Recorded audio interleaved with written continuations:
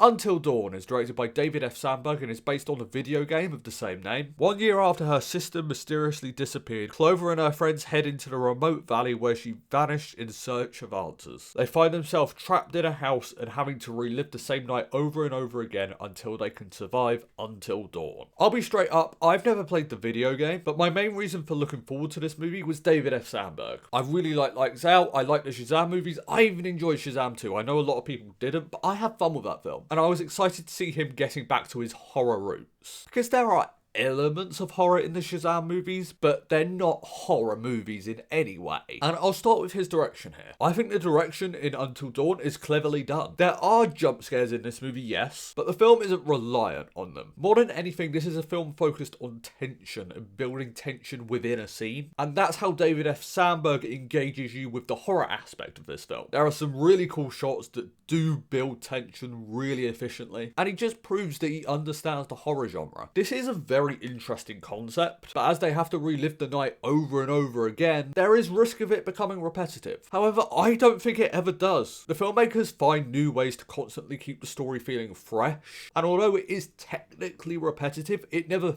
feels repetitive. It always feels like the story is moving along. If you've seen the trailer, then you know there are going to be kills and a lot of gore in this movie. And I think they find really inventive ways to do that stuff. It's also very clear that David F. Sandberg has made a choice to go practical a lot of the time with the kills and the gore.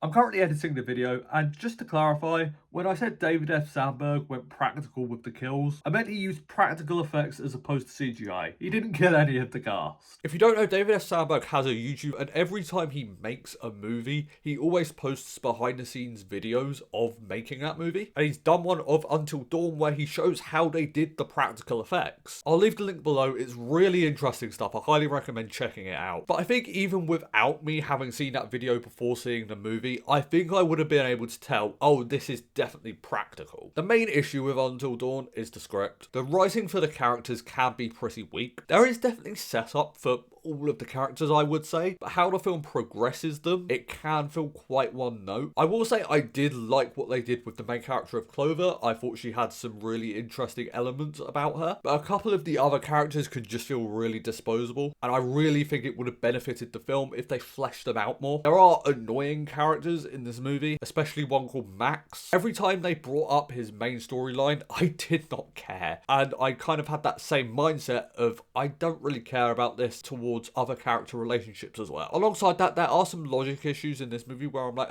how? That doesn't really make any sense. Does Until Dawn reinvent the wheel of the horror genre in any way? No, but it's not trying to. Don't get me wrong, I definitely have my issues with this film, but it knows what it's trying to do, and it does it well. I had a good time with Until Dawn, and I'm always going to be excited to see what David F. Sandberg directs next. I'm going to give Until Dawn a B-.